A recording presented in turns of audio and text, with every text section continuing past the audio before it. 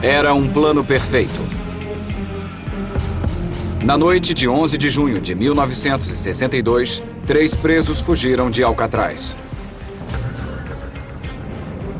Eles teriam chegado às margens da Baía de São Francisco, navegando em águas extremamente geladas. Cerca de 15 anos depois, quase todos os detalhes desta incrível fuga foram desvendados. Exceto um. Eles se afogaram na baía ou sobreviveram após a fuga? Delegados federais americanos ainda estudam o caso, e novas provas surpreendentes estão dando à busca pelos fugitivos desaparecidos de Alcatraz uma nova vida.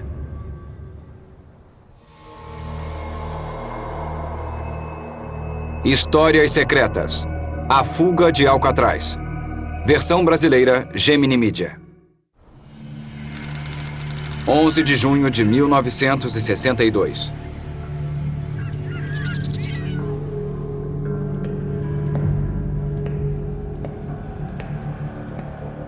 Na prisão de Alcatraz, a noite começa como qualquer outra. Pronto, tranque-os. Silêncio. Tudo em ordem.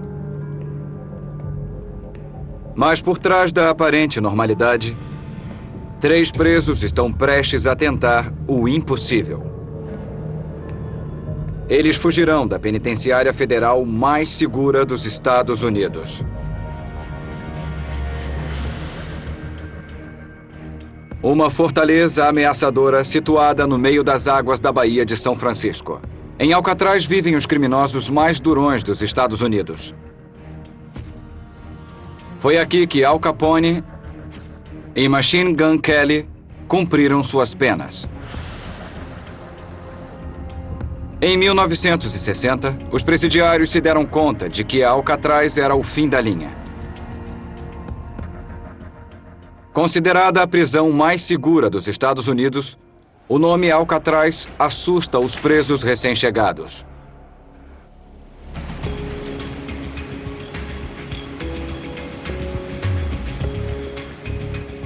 Pat Mahoney é um ex-agente penitenciário de Alcatraz, que também guiava o barco que levava e trazia funcionários e presidiários da ilha. Para guardas como Mahoney, existe apenas uma coisa que tornou a penitenciária de Alcatraz à prova de fuga: a água. A gelada baía é sua última linha de defesa. Em seu interior, há um guarda para cada 3 presos. E em seu exterior, há cercas de arame farpado e torres onde sentinelas vigiam as celas da prisão. Uma zona de 900 metros livre de circulação de barcos cerca seus arredores. Devido à sua rígida segurança, Alcatraz foi apelidada de A Rocha.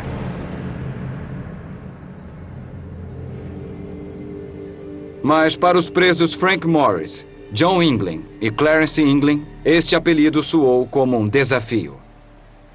No interior da penitenciária, todos sonham em combater a prisão à prova de fuga.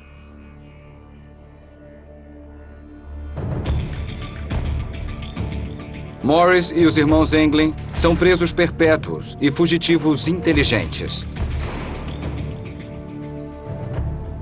Antes de chegarem a Alcatraz, já haviam planejado diversas tentativas de fuga em algumas das penitenciárias mais poderosas dos Estados Unidos. Mas será que conseguiriam pô-las em prática na mais poderosa de todas? Os presos passam 24 horas por dia à procura de uma saída. O plano dos presos começou a partir da descoberta de um simples ponto fraco da prisão. Um antigo ventilador, localizado no teto do bloco B, não estava selado com concreto como os outros ventiladores. Desmontando os dutos de ventilação, um preso poderia se espremer pela abertura e atravessá-la em direção ao teto. Mas para chegar ao ventilador, eles precisariam sair de suas celas. Além da impenetrável porta, uma grade de metal de 12 por 22 centímetros de largura era a única saída.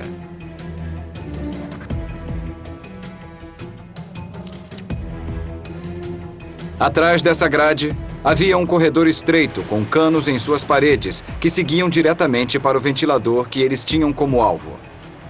Ao passarem pela grade, os presos conseguiriam chegar ao telhado.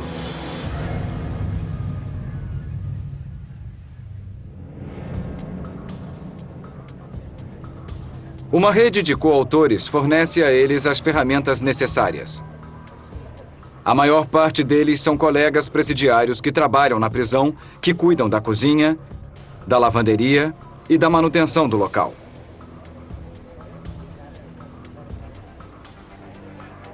Darion Kuhn é um ex-presidiário de Alcatraz. De acordo com Darion, John Englin se aproximou dele no quintal da prisão, dizendo que precisava de ajuda para conseguir algumas ferramentas, e Darion disse a Englin que faria o que pudesse para ajudá-lo. Eles construíram uma broca a partir de peças soltas de máquinas. E usaram colheres afiadas do refeitório para cavar um buraco na parede de concreto. Eles escondiam o progresso com grades falsas meticulosamente desenvolvidas com folhas de papelão e caixa de cigarro.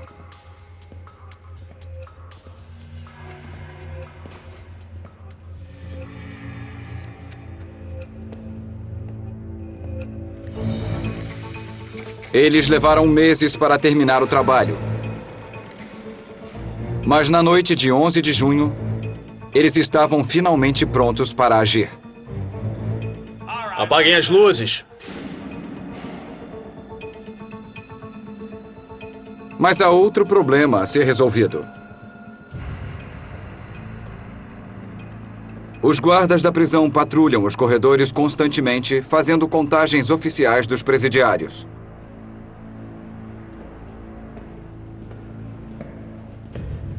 Se suas camas vazias forem notadas, Morris e os irmãos Englin sabem que o jogo acabaria para eles. A solução que encontraram foi o golpe de mestre do plano. Utilizando pedaços de arame, reboco, sabão, tinta cor de pele e cabelo humano, os presos fizeram réplicas detalhadas de suas próprias cabeças. Clarence Englin trabalhava na barbearia da prisão. Ele carregava os cabelos das cabeças de mentira em seus bolsos. Eles as colocaram cuidadosamente em seus travesseiros e deram boa noite a Alcatraz.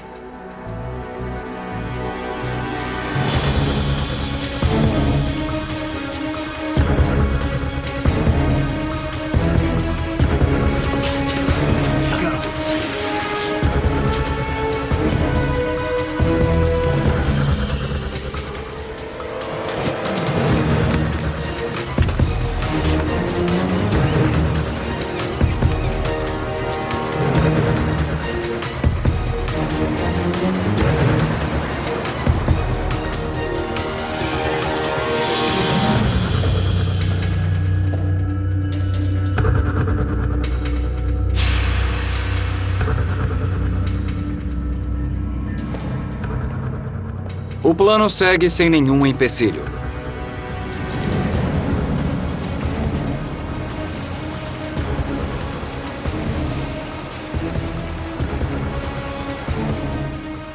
Mas há apenas um último obstáculo entre os presos e a liberdade: a Baía de São Francisco.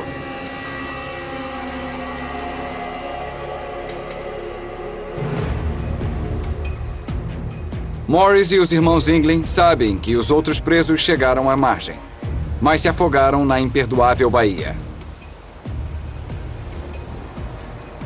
Os presidiários não teriam a menor chance no mar gelado e traiçoeiro da ilha.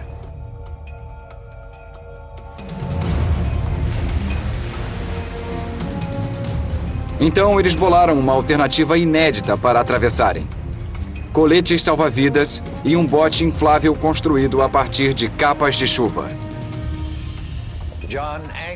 John England me perguntou, você tem capa de chuva? E eu disse, tenho. Então ele disse, vá com ela para o pátio e eu voltarei vestindo-a.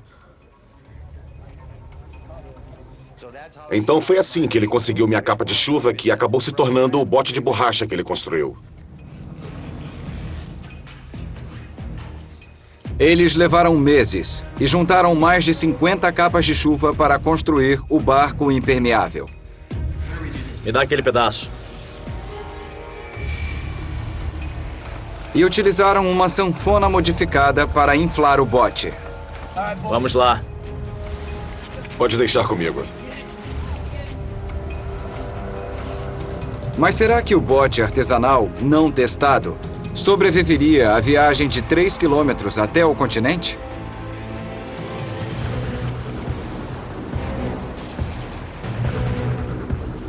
Se o bote falhasse, Morris e os irmãos England não teriam escolha além de nadar até a superfície e com certeza se afogariam. Mas se funcionasse, eles teriam realizado o sonho de muitos outros presos.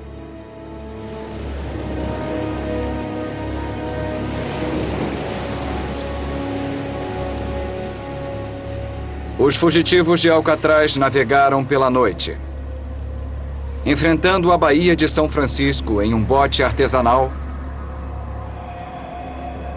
e nunca mais foram vistos.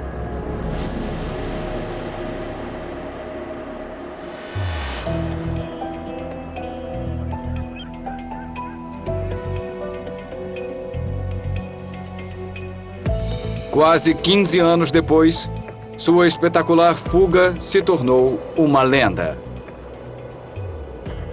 Foi uma incrível tentativa de fuga e eles desapareceram. Há um mistério nessa história. E para alguns, esse mistério continua bem vivo.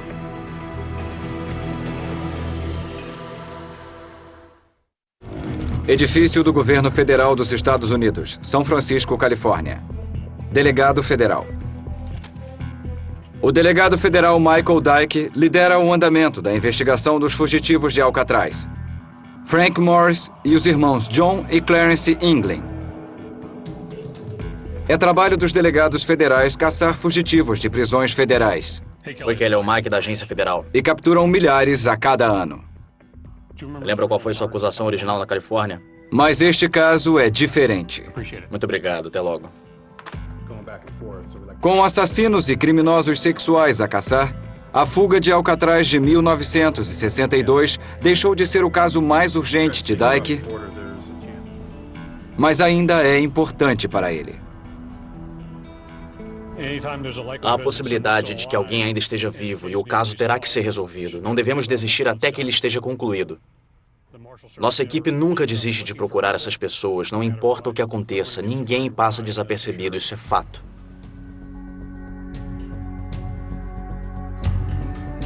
Em seu escritório em São Francisco, Dyke digitaliza milhares de arquivos antigos e investiga as últimas pistas.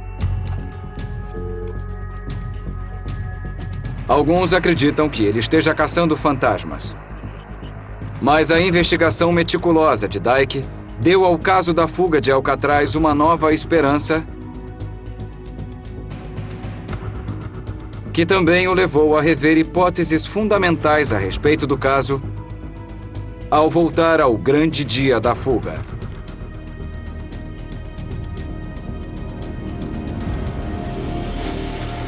12 de junho de 1962.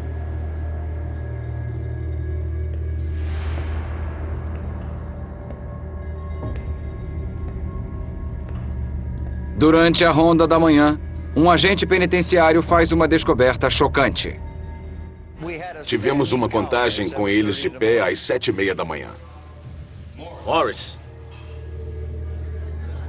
O policial foi acordá-lo, lhe dando um tapa na cabeça.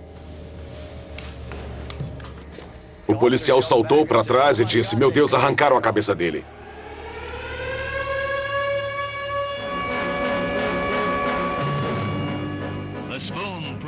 A colher prova ser mais forte do que as barras de Alcatraz, a suposta prisão à prova de fuga.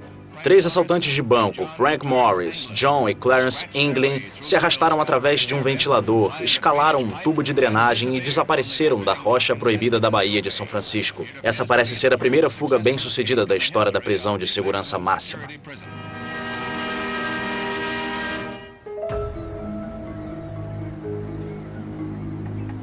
A autora Jolene Babiak é filha do diretor associado da época e dormia na casa de sua família quando o alarme foi disparado. Me dei conta da fuga ao ouvir a sirene, que pude ouvi-la em meus sonhos. Minha mãe me encontrou na escada e disse: "Se vista, alguém fugiu." E eu perguntei: "Você acha que eles ainda estão aqui?" Ela disse: "Não, devem ter fugido na noite passada." Poucas horas depois, o FBI começou a vasculhar a costa rochosa e as águas geladas da Bahia, com o auxílio da Guarda Costeira, do Exército e da polícia local. Mas não encontraram nem vestígios dos fugitivos.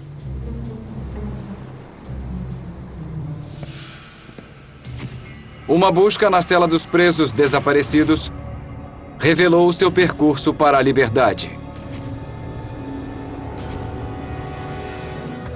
Eles saíram da cela ali por cima. Desceram por um tubo e desceram por aqui e colocaram o bote na água.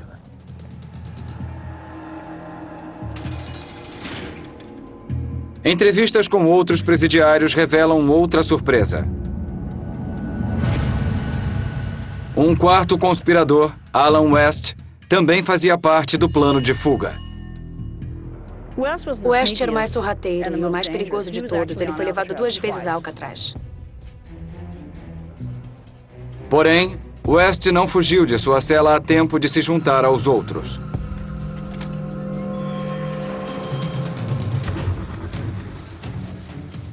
Nome? Alan West. Ele diz ao FBI que os fugitivos planejavam tomar uma rota imprevista. Eles iriam para a Ilha Angel, a 3 quilômetros de Alcatraz, e em seguida atravessariam para o continente e roubariam um carro. Esse era o plano, ir para a Ilha Angel? Exatamente.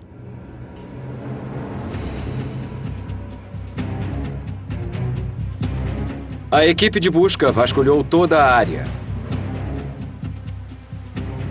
Mas os únicos sinais encontrados de Frank Morris e os irmãos England foram um remo, 2 coletes salva-vidas e um pequeno pacote de borracha contendo fotografias e anotações.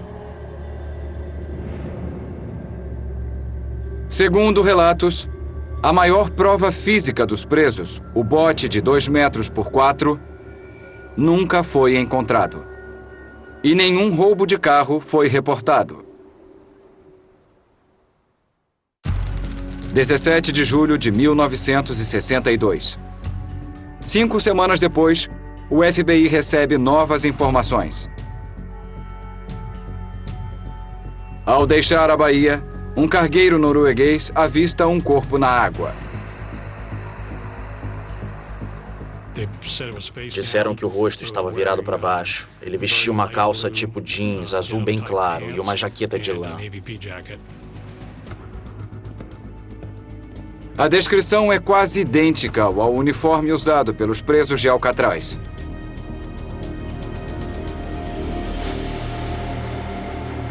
Essa informação convence muitos investigadores de que o bote dos fugitivos afundou, jogando-os para a morte.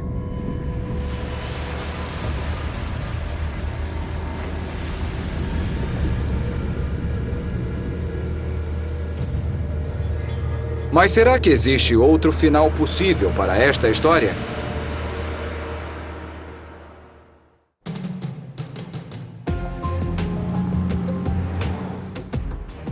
Em 1979, quase 2 décadas após a fuga de Alcatraz, o FBI entrega o caso sem solução nas mãos dos delegados federais. A Agência Federal de Aplicação de Lei mais antiga do país tem capturado fugitivos há mais de 2 séculos.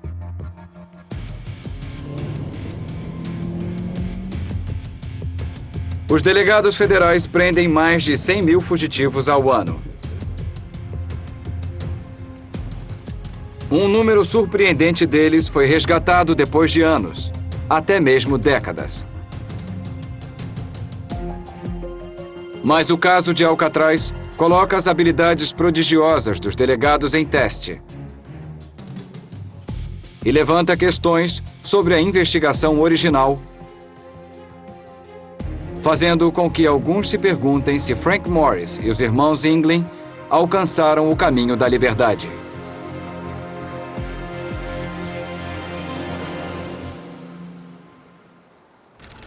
Sede da Agência Federal Americana, Distrito de Washington. Michael Earp é o diretor assistente do delegado que atua nas investigações. Veterano em centenas de casos de fuga, ele conhece os desafios de seguir uma pista fria. Tem que começar desde o princípio. Pegar os arquivos do caso, tudo que foi revelado naquela época e rever tudo que já conseguimos. E tentamos reconstruir em nossa mente tudo o que foi realizado naqueles dias. E então procuramos seguir caminhos diferentes que talvez não tenham sido investigados antes.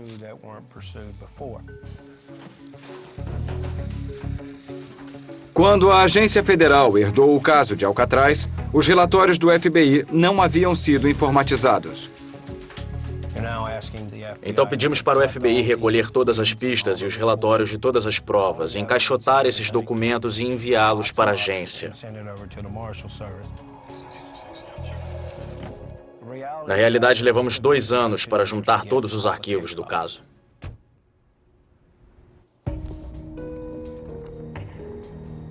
Os delegados revisam os arquivos e se surpreendem com a ausência de uma informação.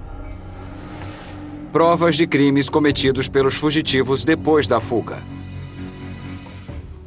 A carreira desses caras era criminosa. Não sabiam fazer nada além de cometer crimes. Eles cometem um crime grande, fogem de Alcatraz e de repente tudo acaba?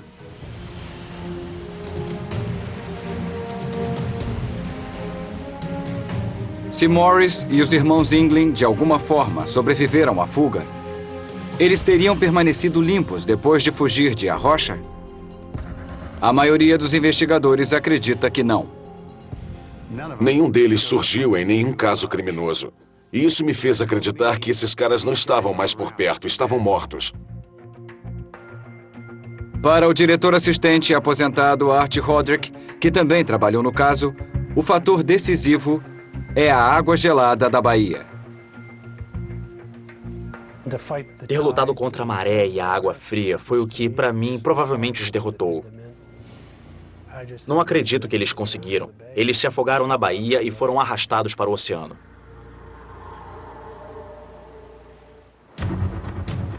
Se os presos seguiram para o norte, em direção à Ilha Angel, enfrentaram uma correnteza muito mais forte do que a que enfrentariam em direção ao sul. Naquelas águas agitadas, a sobrevivência deles dependia de seu bote. Se o bote não afundou, é muito possível que aqueles 3 homens tenham remado o máximo que puderam e tenham chegado à Ilha Angel, devido às condições da correnteza. Minha última análise se resume em saber se a embarcação estava em condições de navegar ou não. Mas essa pergunta é quase impossível de ser respondida, pois o bote nunca foi encontrado. Ou foi?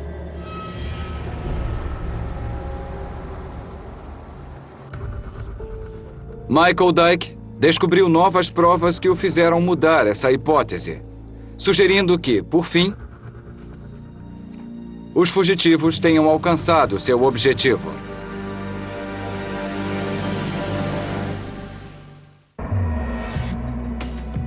Hoje, o delegado federal Michael Dyke visita os arquivos nacionais de São Francisco.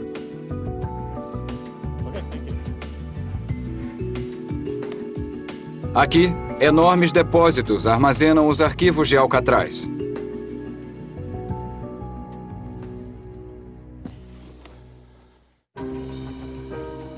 Esses arquivos ajudam a construir o perfil dos presos envolvidos na fuga de 1962.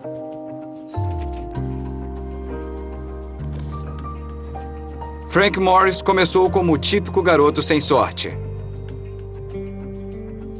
Um órfão que pulou de um lar adotivo para outro e acabou parando num reformatório em uma idade delicada. Na fotografia de sua primeira ficha, ele tem apenas 14 anos. Mas Morris também é extremamente inteligente, com o QI 3% acima da média. Os registros o indicam como um cara com inteligência acima da média, mas que também gostava de se meter em confusão, provavelmente porque estava entediado. À medida que cresce, Morris se enquadra em um padrão que define sua vida adulta. Assaltos a bancos, assaltos à mão armada e diversas prisões, seguidas por fugas atrevidas.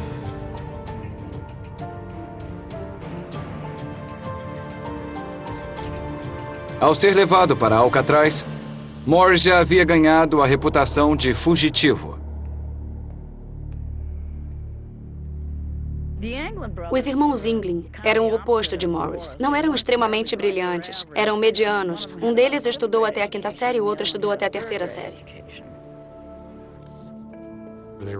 Eles roubavam carros, roubavam dinheiro, invadiam comércios e residências. Foram listados como armados e perigosos, fugitivos, mas não havia muita violência em suas histórias.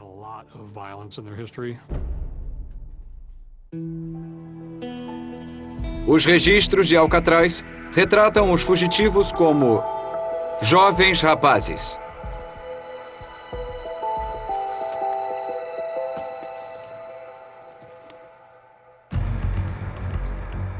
Mas são os outros milhares de documentos encontrados nos arquivos do FBI que revelam uma grande surpresa. 2 documentos do governo nunca vistos pelo público. Se estiverem corretos, podem mudar toda a história do caso.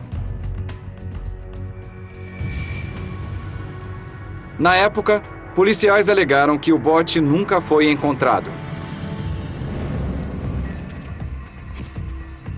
Mas este documento datilografado do FBI, datado em 12 de junho de 1962, o dia após a fuga, indica claramente que um bote foi recuperado.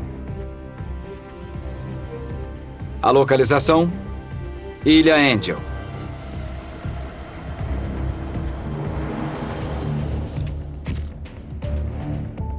Um dia depois, um memorando do governo americano faz a mesma alegação, mas acrescenta um detalhe surpreendente. Pegadas deixando o bote foram registradas.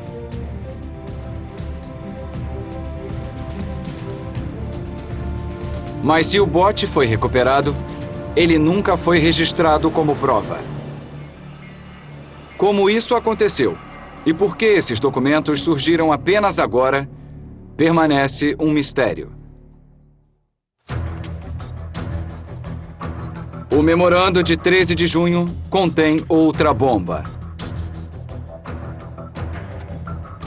Durante muito tempo, acreditou-se que nenhum carro havia sido roubado na época da fuga de Alcatraz.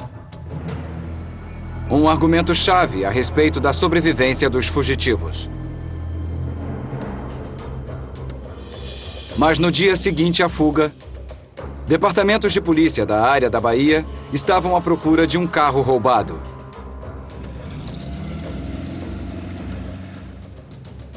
De acordo com o memorando, um motorista foi tirado à força da estrada por 3 homens em um Chevy azul.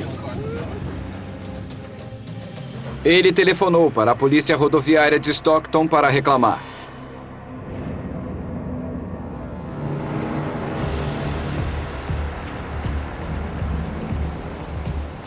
Um cenário incrível começa a se tornar plausível. Se o bote suportou a viagem, Os fugitivos alcançaram a Ilha Angel e caminharam por uma estreita trilha até o continente.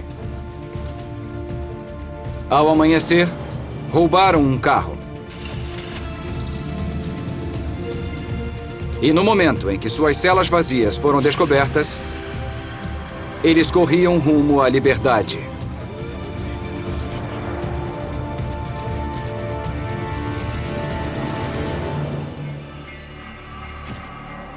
Reunidos, estes documentos fazem Dyke chegar a uma conclusão revolucionária. Um palpite é um palpite, é uma opinião. E minha opinião é a de que há uma grande possibilidade de que pelo menos 2 deles tenham sobrevivido.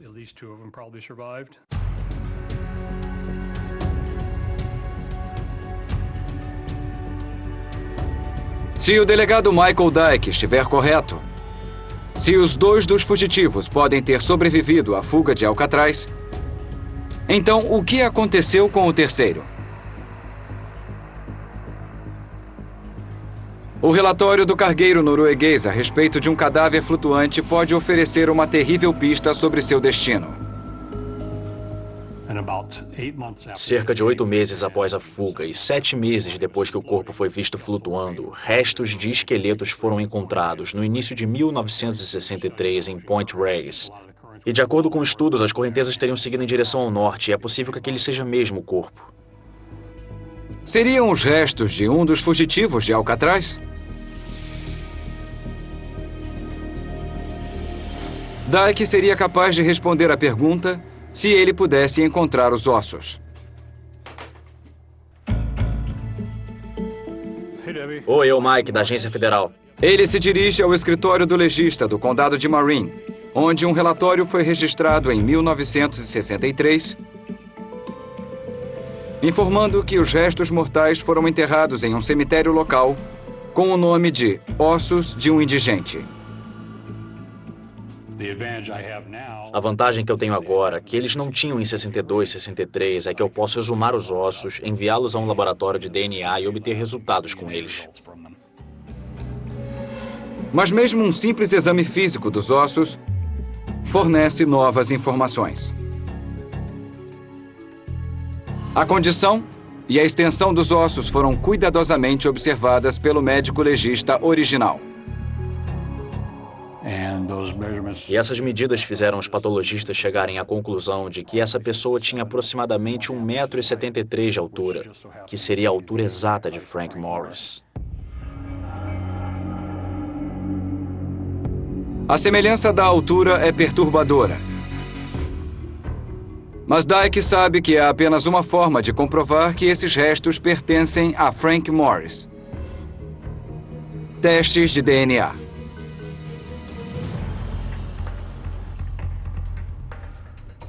Ele se dirige ao cemitério local para exumar os ossos.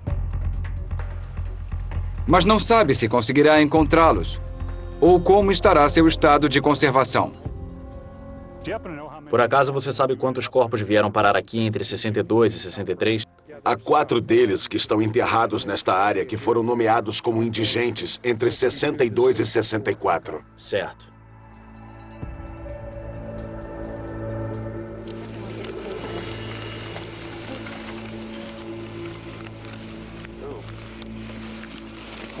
Aqui está. Cuidado com o Era cão. isso que queríamos. É um deles. Maravilha. Pronto. Eu e os médicos legistas do condado de Marin desenterramos os ossos e os entregamos ao laboratório de DNA. Eu espero que consigam extrair algum DNA deles que possamos comparar com uma amostra de referência de algum parente dos fugitivos.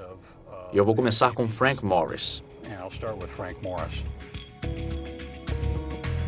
Se Dyke conseguir encontrar uma amostra de referência, então o laboratório de DNA poderá determinar se os ossos do indigente são realmente de Frank Morris.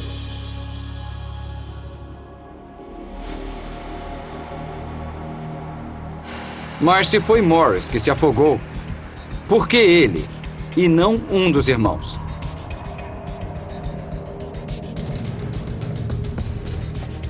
Durante seu tempo em Alcatraz, Morris construiu a reputação de solitário.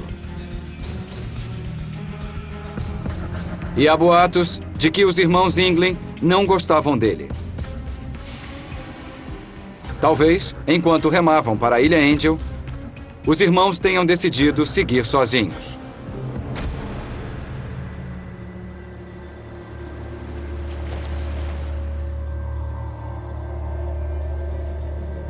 Uma vez fora do bote, atormentado, Morris não tem chance de sobreviver. E ele rapidamente sucumbe na água gelada.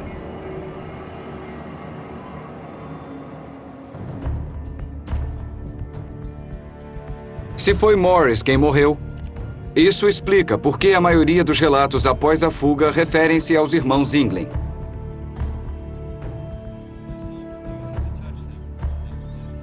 Certa vez, disseram que os dois homens foram vistos no funeral de um familiar, vestidos como mulheres.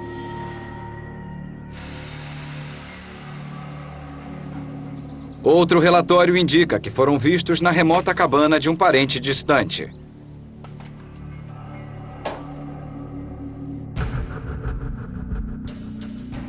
Certa vez, Archie Roderick seguiu uma pista que o fez se perguntar se estava finalmente chegando perto da verdade. Recebemos uma carta de cerca de 6 páginas, dizendo que um parente dessa pessoa tinha apanhado os irmãos Inglin na Baía de São Francisco e que tinha sido pago para conduzi-los até uma área em Seattle.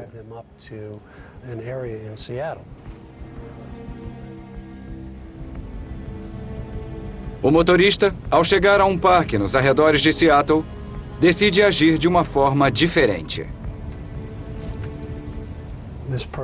Essa pessoa colocou na cabeça que ia matar aqueles caras. E parece que eles tinham algum dinheiro e ele decidiu roubar a grana deles.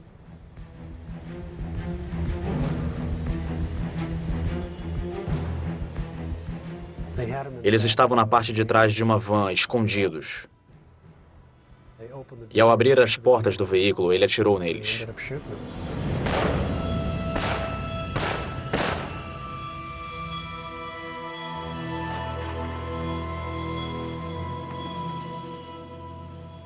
E foram enterrados naquele mesmo local.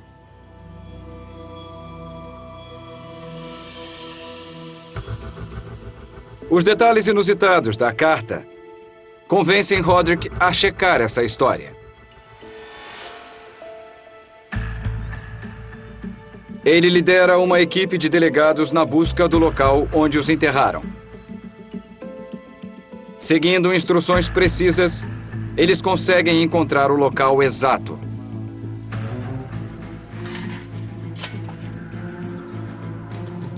Eles começam a cavar.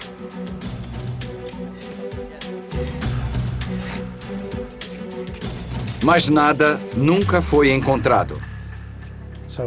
Foi uma história bem contada, mas era tudo ficção.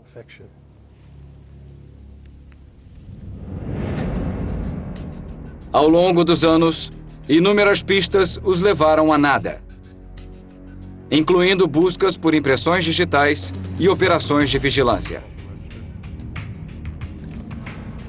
Mas essa última pista, um conjunto de restos de um esqueleto, O fêmur está quase intacto. poderia ser um grande avanço. Testes de DNA podem finalmente ajudar a revelar o destino de pelo menos um dos fugitivos de Alcatraz. Michael Dyke acredita que esses restos humanos possam ser tudo o que restou do fugitivo de Alcatraz, Frank Morris. O laboratório legista extraiu o DNA dos ossos. Mas agora, eles precisam de uma comparação. Através de uma investigação meticulosa, Dyke localiza um possível membro da família paterna de Morris, que concorda em doar uma amostra de DNA. O laboratório fará o teste para descobrir se existe uma combinação. Por hora, Dyke terá que aguardar.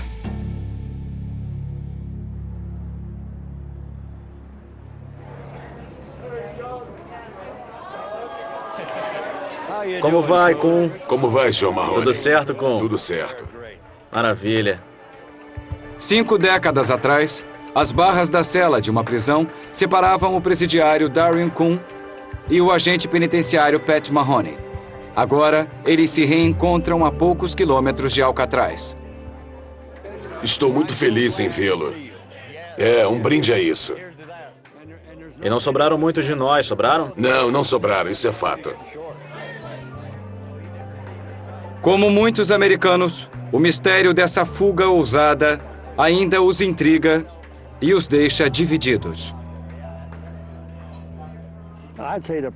Eu diria que o provável é que eles não tenham conseguido. A água daqui é muito violenta. É por isso que Alcatraz funciona. Temos a água. Acredito que Johnny Clarence England e Frank Morris, aqueles 3 rapazes, fugiram.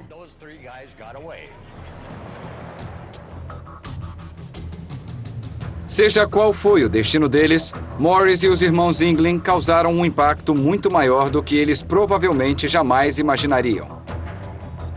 A fuga deles foi um golpe fatal para a credibilidade da Rocha. Com a reputação de Alcatraz, foi uma grande vergonha perder algum preso. Menos de um ano depois, o local deixou de ser uma prisão federal. E se despedem de Alcatraz, com as algemas e as pernas imobilizadas. Os últimos 27 dos 1.500 presos deixam a desmoronada e irrecuperável fortaleza e se dirigem para penitenciárias federais mais modernas.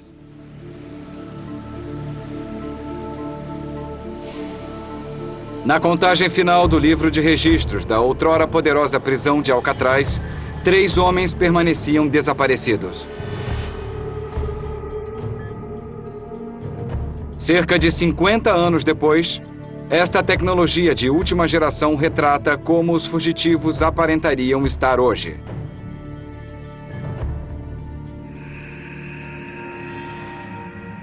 E os delegados federais não vão parar de procurá-los até que os fugitivos atinjam a idade de 100 anos. Em nossa agência, nós não encerramos um caso até que conseguimos provar que encontramos o sujeito, vivo ou morto.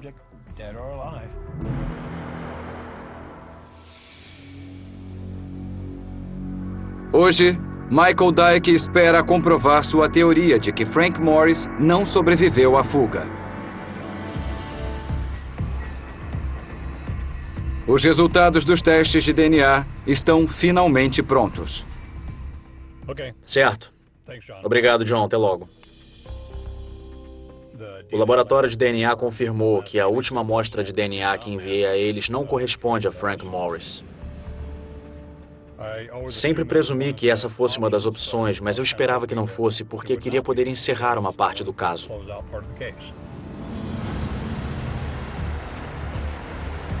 Se os ossos não são de Frank Morris, é possível que eles pertençam a um dos irmãos England. Mas também é possível que o morto não seja nenhum deles. E isso significa que o memorando recém-descoberto possa estar correto. Que o bote sobreviveu à viagem através da Bahia. Que pegadas foram encontradas deixando o bote. Que um carro foi roubado. E que os 3 homens dentro dele eram os fugitivos de Alcatraz.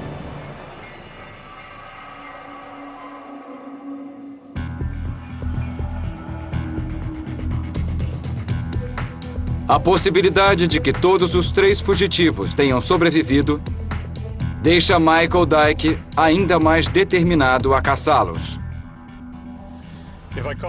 Se eu pegar qualquer um dos 3, eu vou dizer: bom trabalho, foi uma boa fuga, mas agora acabou.